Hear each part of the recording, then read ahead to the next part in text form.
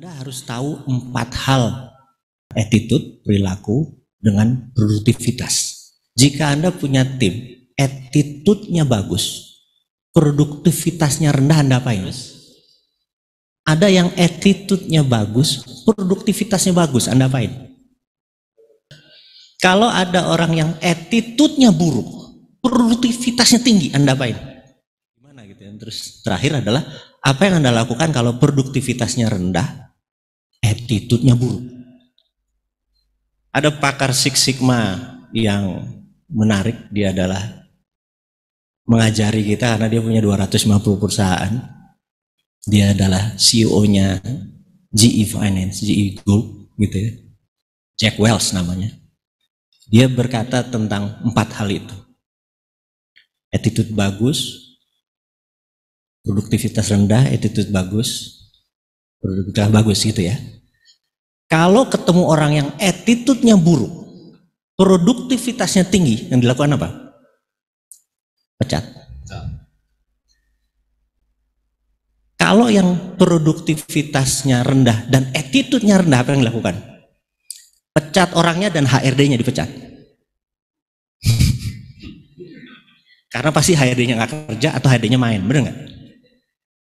Di tempat yang organisasinya attitude-nya baik, itu ada cara rezeki datang ke saya, datang ke Anda. Contoh nih, contoh.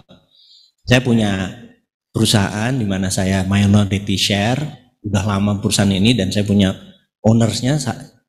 Setelah ayah saya almarhum, dari celana saya merah, dia adalah my godfather atau bapak angkat saya. Yang saya manggilnya Babe.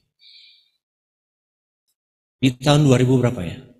2010, dia bilang, temenin gue makan, kita suka makan Padang. Makan.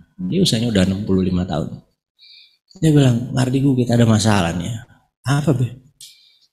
Sales kita turun, profit kita turun, udah 3 bulan gue bayar gaji karyawan pakai utang. Pinjem bayar dia. Karena gue gak mau pecat karyawan. Karyawan kami 1.100 orang. Saya bilang, waduh, saran lu gimana?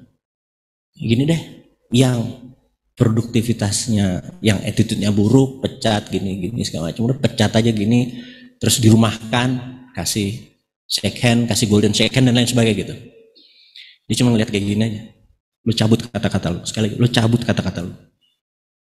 Di tempat kita nggak ada orang attitude-nya buruk, yang ada attitude-nya baik, mungkin tidak produktif. Tapi kalau masing-masing punya 4 keluarga yang mereka kasih makan dari rezeki kita, ada 4.000 orang kira-kira makan. Jangan lu pikir rezeki yang datang ke lu tuh gara-gara lu pinter, tapi gara-gara 4.000 orang ini ngedoain, kita jadi dapat rezeki. Kita ini cuma infrastruktur rezeki. Selama orangnya bagus, rezeki itu ada, bener nggak? Saya diam aja, lu cabut kata-kata lu, gitu. Ini bapak angkat saya udah 40 tahun saya sama dia, bro. Iya be, nggak maaf, gitu ya.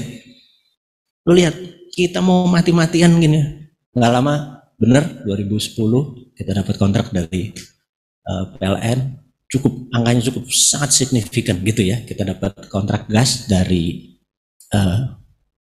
Sumur Gundih di Cepu ke Tambak Lorok Semarang.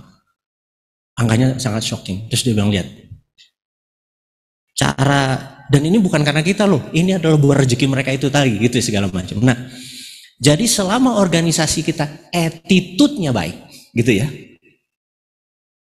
ini akan rezekinya ada. Nah, tadi mereka yang attitude-nya buruk, kita menganggap attitude-nya buruk karena kekinian.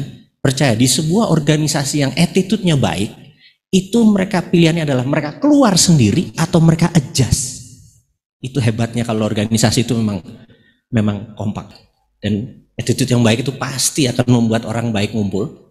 Karena bird at the same feather flocking together. Burung dengan bulu yang sama nongkrong di tempat yang sama. Jadi kalau di tempat ini attitude-nya bagus, ininya bagus, tabiatnya bagus, yang nggak nyaman sendiri, bener nggak? Itu keluar sendiri, tanpa perlu. Jadi pilih yang attitude-nya bagus, rezeki itu jalan. Karena kita infrastruktur rezeki itu, kita sebagai pemilik perusahaan atau kita sebagai pengelola perusahaan, itu kita tuh infrastruktur rezeki. Terima kasih.